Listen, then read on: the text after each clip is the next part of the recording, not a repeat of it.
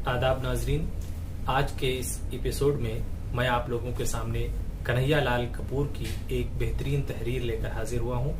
ये तहरीर है गालिब जदीद शुआरा की मजलिस में।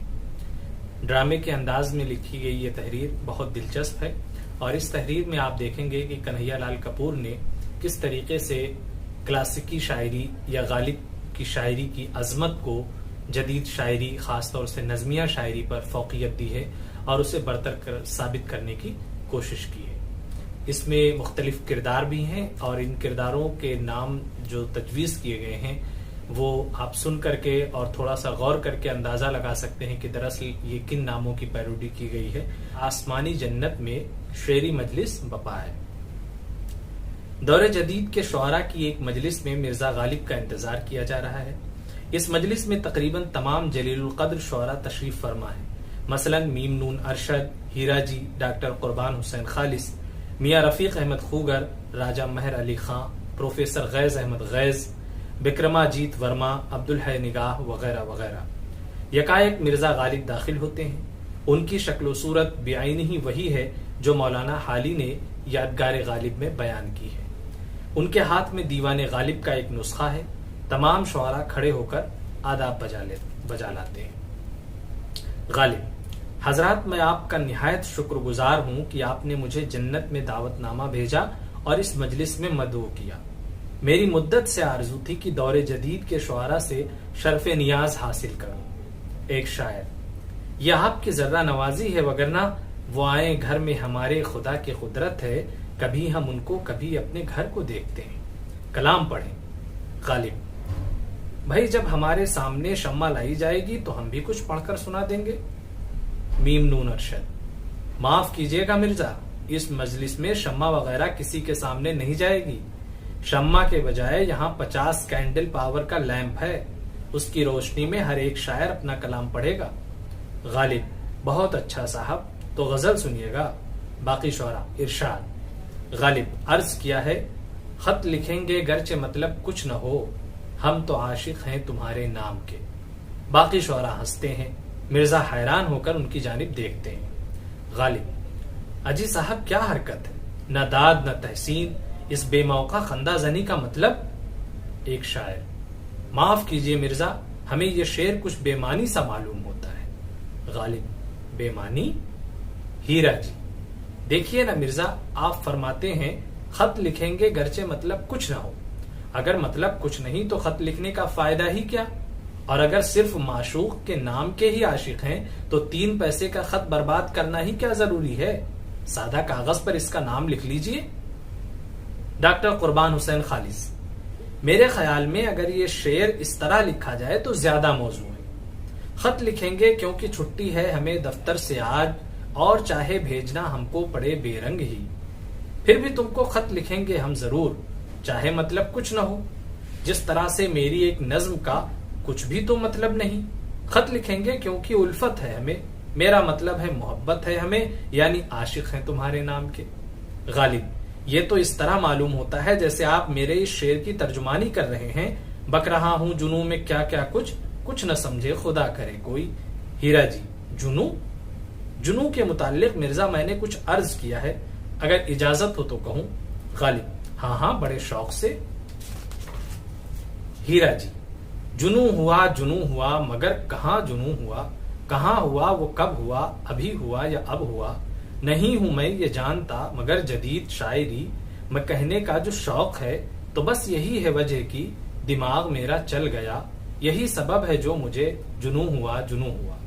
गालिब हंसी को रोकते हुए: सुभान अल्लाह, क्या बरजस्ता अशार है। मीम नून अरशद: अब मिर्जा गजल का दूसरा शेर फरमाइए। मैं अब मख्ताही अर्ज करूंगा। कहा है, इश्क ने गालिब निकम्मा कर दिया, वरना हम भी आदमी थे काम के। अब्दुल है निगाह: गुस्ताखी माफ मिर्जा, अगर इस शेर का पहला मिसरा इस तरह लिखा जाता तो एक बात पैदा हो जाती। गालिब: किस तरह? अब्दुल है निगाह: इश्क ने, हाँ तुम्हारे इश्क ने समझे तुम्हारे इश्क ने मुझको निकम्मा कर दिया। अब न उठ सकता हूं मैं और चल तो सकता ही नहीं, जाने क्या बकता हूं मैं, यानी निकम्मा कर दिया। इतना तुम्हारे इश्क ने, गिरता हूं और उठता हूं मैं, उठता हूं और गिरता हूं मैं, यानी तुम्हारे इश्क ने इतना निकम्मा कर दिया। गालिब तंजन, बहुत खूब भाई, गजब कर दिया। गैज अहमद गैज।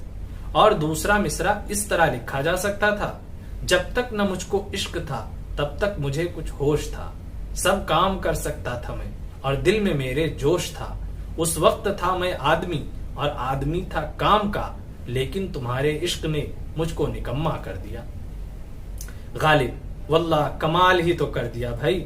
अब आप लोग अपना कलाम सुनाएं।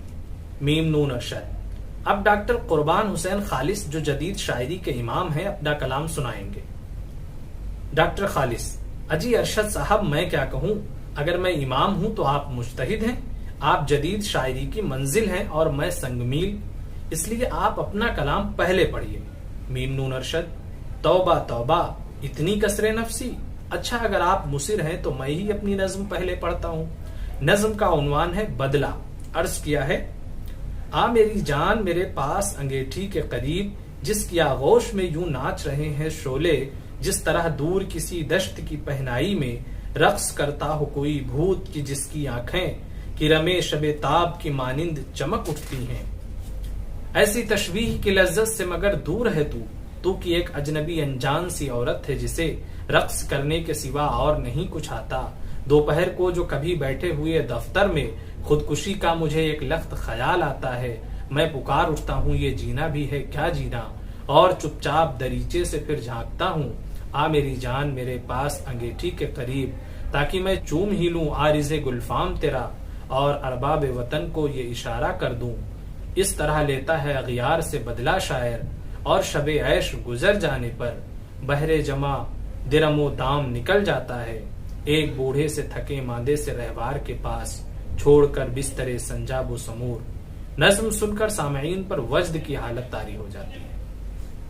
हीरा जी ये कहते हुए सुनाई देते हैं, ये नज्म इस सदी की बेहतरीन नज्म है, बल्कि मैं तो कहूंगा कि अगर एक तरह देखा जाए तो इसमें अंगेठी, भूत और दफ्तर तहजीब व तमद्दुन की मखसूस उलझनों के हामिल है। हाजरीन एक दूसरे को मानिखेज नजरों से देखते हुए जेरे लब मुस्कुराते हैं। गालिब, अरशद साहब माफ कीजिए, आपकी ये नज्म कम अज कम मेरे फहम से तो बालातर है। गैज अहमद गैज, ये सिर्फ अरशद ही पर क्या मुनहसिर है, मशरिक की जदीद शायरी एक बड़ी हद तक मुबहम और इदराक से बालातर है। मीम नून अरशद। मसलन एक दोस्त के इस शेर को लीजिए, पापोश की क्या फिक्र है दस्तार संभालो, पायाब है जो मौज गुजर जाएगी सर से।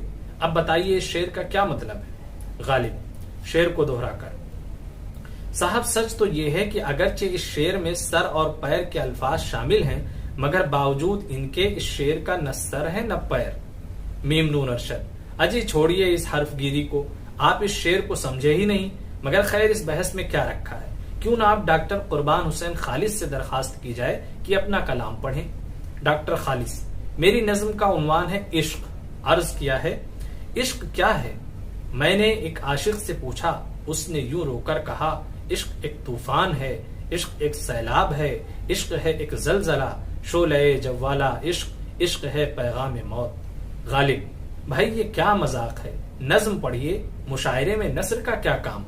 डॉक्टर खालिस झुंझलाकर, तो आपके ख्याल में ये नस्र है, यह है आपकी सुखन फहमी का आलम, और फरमाया था आपने हम सुखन फहम है गालिब के तरफदार नहीं। गालिब, मेरी समझ में नहीं आया कि ये किस किस्म की नज्म है, न तरन्नुम न काफिया न रदीफ। डॉक्टर खालिस, मिर्जा साहब यही तो जदीद शायरी की खुसूसियत है, आपने उर्दू शायरी को काफिया और रदीफ की फौलादी जंजीरों में कैद कर रखा था, हमने इसके खिलाफ जिहाद करके इसे आजाद किया है, और इस तरह इसमें वो औसाफ पैदा किए हैं जो महज खारजी खुसूसियात से कहीं ज्यादा अहम है। मेरी मुराद रफाते तखय्युल, ताजगी अफकार और नुदरत फिक्र से है। गालिब, रफाते तखय्युल, क्या खूब क्या परवाज है। मैंने एक आशिक से पूछा, उसने यूं रोकर कहा। डॉक्टर खालिस चिढ़कर, आशिक रोकर नहीं तो क्या कहकहा लगाकर कहेगा, ये भी नहीं जानते कि इश्क और रोने में कितना गहरा ताल्लुक है। गालिब, मगर आपको काफिया और रदीफ तर्क करने की जरूरत क्यों पड़ी। रफीक अहमद खूगर, इसकी वजह मगरिबी शुआरा का ततब्बो नहीं बल्कि हमारी तबीयत का मैलान है। जो जिंदगी के दूसरे शोबों की तरह शेर व अदब में भी आजादी का जोया है। इसके अलावा दौरे जदीद की रूह इनकलाब, कशमकश, तहकीक, तजस्सुस, ताकुल परस्ती और जद्दोजहद है। माहौल की इस तब्दीली का असर अदब पर हुआ है और मेरे इस नुक्ते को थेकरे ने भी अपनी किताब वेंटी फेयर में तस्लीम किया है। चुनांचे इसीलिए हमने महसूस किया है कि कदीम शायरी नाकिस होने के अलावा रूह में वो लतीफ कैफियत पैदा नहीं कर सकती जो मिसाल के तौर पर डॉक्टर खालिस की शायरी का जौहर है। कदीम शुअरा और जदीद शुअरा के माहौल में जमीन व आसमान का फर्क है। कदीम शुअरा बकौल मौलाना आजाद हुस्न व इश्क की हुदूद से बाहर न निकल सके और हम जिन मैदानों में घोड़े दौड़ा रहे हैं उनकी वुसात की इंतहा है और न उनके अजायब व लताइफ का शुमार। गालिब, मैं आपका मतलब नहीं समझा। मीम नून अरशद, खुगर साहब ये कहना चाहते हैं कि हम एक नई दुनिया में रहते हैं। ये रेडियो, हवाई जहाज और धमाके से फटने वाले बमों की दुनिया है। ये भूख, बेकारी, इनकलाब और आजादी की दुनिया है। इस दुनिया में रहकर हम अपना वक्त हुस्न व इश्क, गुलो बुलबुल, शीरियों फरहाद के अफसानों में जाये नहीं कर सकते। शायरी के लिए और भी मौजूए सुखन है। जैसा कि हमारे एक शायर ने कहा, आज तक सुर्ख सियाह सदियों के साये के तले आदम व हव्वा की औलाद पे क्या गुजरी है। मौत और जीस्त की रोजाना सफाराई में हम पे क्या गुजरेगी, अजदाद पे क्या गुजरी है। ये हंसी खेत फटा पड़ता है जौबन जिनका, ये हर एक समत पुरस्रार कड़ी दीवारें। ये भी हैं ऐसे कई और भी मजमून होंगे। राजा अहद अली खान, बहुत खूब। ये भी हैं ऐसे कई और भी मजमून होंगे। ऐसे ही मजामीन से एक मजमून डाक खाना है जो मेरी इस नज्म का, जो मैं अभी आपके सामने पढ़ूंगा, मौजू है। गालिब, डाक खाना, राजा अहद अली खान। मिर्जा, इसमें हैरान होने की क्या बात है? सुनिए, अर्ज किया है, डाक खाने के है अंदर आज उफ कितना हुजूम, डालने को खत खड़े हैं किस कदर उफ आदमी। इनमें हर एक की तमन्ना है कि वो डालकर जल्दी से खत या पार्सल भाग कर देखेगा उसकी साइकिल है पड़ी बाहर जहां रखकर उसे डाक खाने में अभी आया था वो खत डालने। जा रहे हैं खत चार अतराफ को, मुंबई को, मिस्र को, लंदन को, कोहे काफ को। देखना आई है एक औरत लिफाफा डालने। कौन कहता है कि एक औरत है ये तो लड़का है किसी कॉलेज का जिसके बाल, जिसके खद्दो खाल इस कदर मिलते हैं औरत से कि हम उसको औरत का समझते हैं बदल। उफ हमारी लग्जिशें है मगर किस शख्स का सब ये कसूर, क्या नजर मेरी नहीं करती है काम। झुटपुटा सा हो गया है शाम का, या हमारे है तमद्दुन का कसूर कि हमारे नौजवान डाक खाने में है जब आते लिफाफा डालने। इस कदर देते हैं वो धोखा हमें कि नजर आते हैं हमको औरतें। जोरों की दाद दी जाती है, हर तरफ से मरहबा भाई कमाल कर दिया के नारे बुलंद होते हैं। मिर्जा गालिब की सरासीनगी हर लम्हा बढ़ती जा रही है। मीम नून अरशद, अब मैं हिंदुस्तान के मशहूर शायर प्रोफेसर गैस से दरखास्त करूंगा कि वो अपने ताजा अफकार से हमें नवाजें। प्रोफेसर गैस, मैंने तो कोई नई चीज नहीं लिखी। हीरा जी, तो फिर वही नज्म सुनवा दीजिए जो पिछले दिनों रेडियो वालों ने आपसे लिखवाई थी। प्रोफेसर गैस, आपकी मर्जी है तो वही सुन लीजिए। उन्वान है लुगाई। फोन आया है दिलेजार, नहीं फोन नहीं, साइकिल होगा कहीं और चला जाएगा। ढल चुकी रात, उतरने लगा खंभों का बुखार, कंपनी बाग में लंगड़ाने लगे सर्द चराग। थक गया रात को चिल्ला के हर एक चौकीदार, गुल करो दामने अफसुर्दा के बोसीदा चराग। याद आता है मुझे सुरमय दुम्बाला दार, अपने बेखाब घरौंदे ही को वापस लौटो, अब यहाँ कोई नहीं आएगा। नज्म के दौरान में अक्सर मिसरे दो दो बल्कि चार चार बार पढ़वाए जाते हैं और प्रोफेसर गैस बार बार मिर्जा की तरफ दाद तलब निगाहों से देखते हैं। मिर्जा गालिब मबहूत है। मीम नून अरशद, हजरात, मेरे ख्याल में ये कोई इश्किया नज्म नहीं है, बल्कि इसमें शायर ने मुल्क के एंटी फाशिस्ट जज्बे को खूब निभाया है। रफीक अहमद, सरगोशी के अंदाज में हीरा जी से, बकवास है। हीरा जी, मेरी नज्म का उन्वान है बैंगन। गालिब, बैंगन? हीरा जी, बैंगन। अगर आप आम की सिफत में कसीदा लिख सकते हैं तो क्या बंदा बैंगन पर नज्म लिखने का हकदार नहीं? गालिब, माफ कीजिएगा, नज्म पढ़िए। हीरा जी, अर्ज किया है, चंचल बैंगन की छत न्यारी, रंग में तुम हो कृष्ण मुरारी, जान गई हैं सखियां प्यारी, राधा रानी आ ही गई तू, कृष्ण कन्हैया ढूंढ रहे हैं, लेकिन मैं तो भूल चुका हूँ बैंगन से ये बात चली थी। भूख लगी है कितनी हाय, जी में है एक भून के बैंगन, खाऊं लेकिन राधा प्यारी, रंग को उसके देख के मुझको याद आते हैं कृष्ण मुरारी, इसलिए भूखा रहना बेहतर, चूंकि मैं हूँ प्रेम पुजारी। हर तरफ से दाद दी जाती है। बाज शौरा ये कहते हुए सुने जाते हैं, भाई जदीद शायरी हीरा जी का ही हिस्सा है। मीम नून अरशद, जनाब विक्रमाजीत वर्मा से इस्तदा की जाती है कि वो अपना कलाम सुनाएं। विक्रमाजीत वर्मा, मैंने हस्बे मामूल कुछ गीत ही लिखे हैं। गालिब हैरान होकर, शायर अब गीत लिख रहे हैं? मेरे अल्लाह, दुनिया किधर जा रही है? विक्रमाजीत वर्मा, मिर्जा, आपके जमाने में गीत शायरी की एक बाकायदा सिन्फ करार नहीं दिए गए थे। दौरे जदीद के शुआरा ने इन्हें एक काबिले इज्जत सिन्फ का दर्जा दिया है। गालिब, जी हाँ, हमारे जमाने में औरतें, भांड, मरासी या इस किमाश के और लोग गीत लिखा करते थे। विक्रमाजीत, पहला गीत है ब्राह्मण का संदेश। अर्ज किया है, उड़ जा देश विदेश रे, उड़ जा देश विदेश, सुनकर तेरी काएं काएं। गालिब, खूब, सुनकर तेरी काएं काएं। विक्रमाजीत, अर्ज किया है, सुनकर तेरी काएं काएं, आंखों में आंसू भर आए, बोल ये तेरे मन को भाए, मत जाना परदेश रे कव्वे, उड़ जा देश विदेश। मीम नून अरशद, भाई क्या अछूता ख्याल है।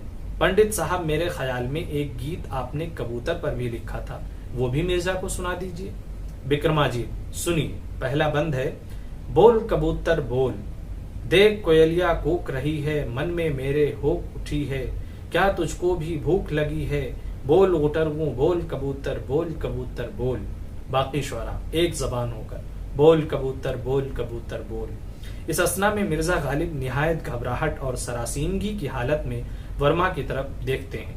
विक्रमाजीत वर्मा, अब दूसरा बंद सुनिए, बोल कबूतर बोल, क्या मेरा साजन कहता है, क्यों मुझसे रूठा रहता है, क्यों मेरे ताने सहता है, भेद ये सारे खोल कबूतर, बोल कबूतर बोल।